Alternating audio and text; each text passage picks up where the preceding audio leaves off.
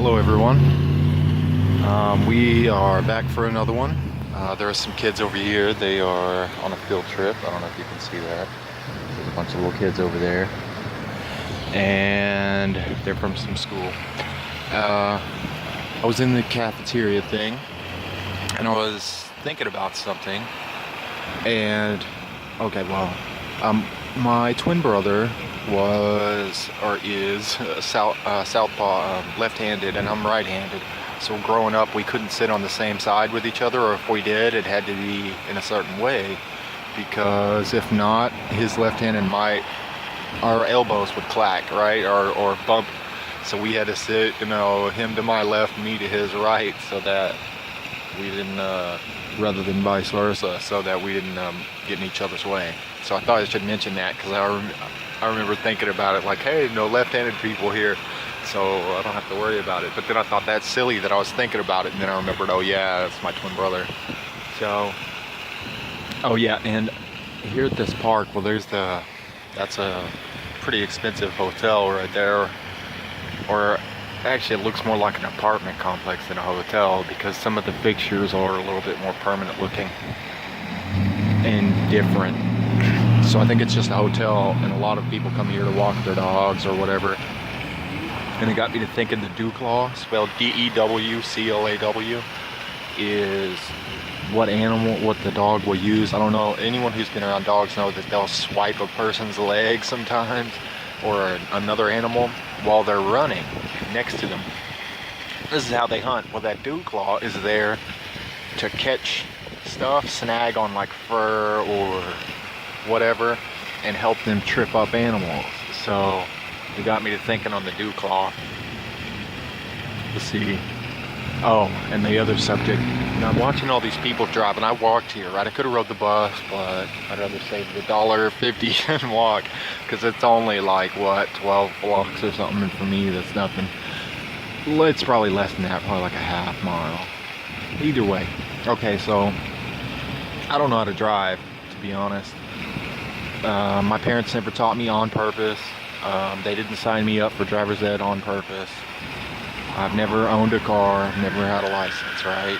I'm looking at these people going, how do they do that? I mean, there's people with like a 70 IQ. For example, 1 in 4 African Americans is clinically retarded, okay? 1 in 4. And pretty sure almost all of them can drive.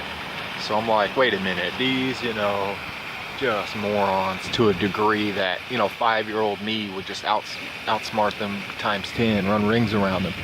And they drive, but see, I've never been facilitated. Now, here I am, 30 years old, saving up for a car, studying for my driver's test, and hoping to find somebody who will actually teach me, or not so much teach me, but facilitate me learning, where if I need to make a snap decision, they can be like, do this, and then I'll be like, oh, that's why, I need some help. But I can't trust I can't rely on any woman to facilitate me in that manner, unless I'm giving something to her.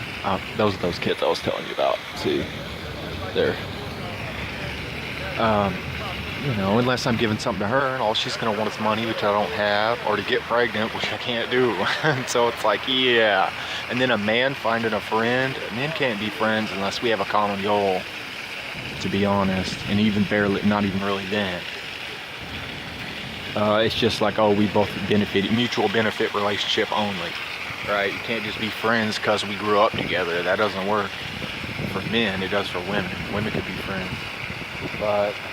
Okay, so I guess this is just a short, not a rant, what would you call it? I don't know, it was just my thoughts, I suppose. I like this fountain, it's pretty cool. I sat on the other side because I noticed my screenshot is of it going one way. Well, okay, the wind's blowing this direction, so we're getting some raindrops, but I decided to go the other way because, my symmetry.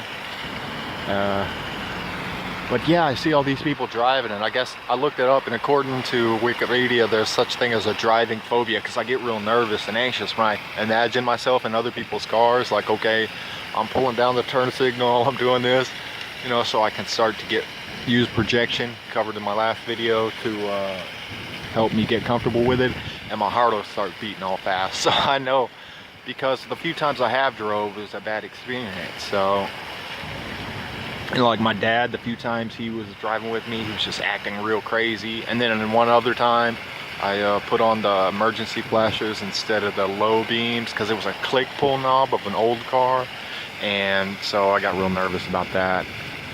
And anyway, so if you're listening to this and you live where I live, teach me, I will pay you. Leisure class princess, how's it going? Affirmative action, because she's a woman. All right, but I guess that's about it. This has been your host, Non-Luminous Flame, and this has been yet another episode of the Fountain of Truism. I hope you all have a good day, and I'll see you in the next one. Catch you later. Bye.